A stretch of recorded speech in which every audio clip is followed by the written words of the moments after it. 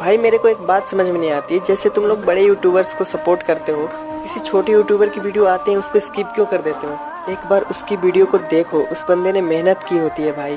और हाँ, सब्सक्राइब और लाइक करने के पैसे थोड़े ना लगते हैं यार, तो थोड़ा सा सपोर्ट दिखा दिया करो छोटे यूट्यूबर्स को।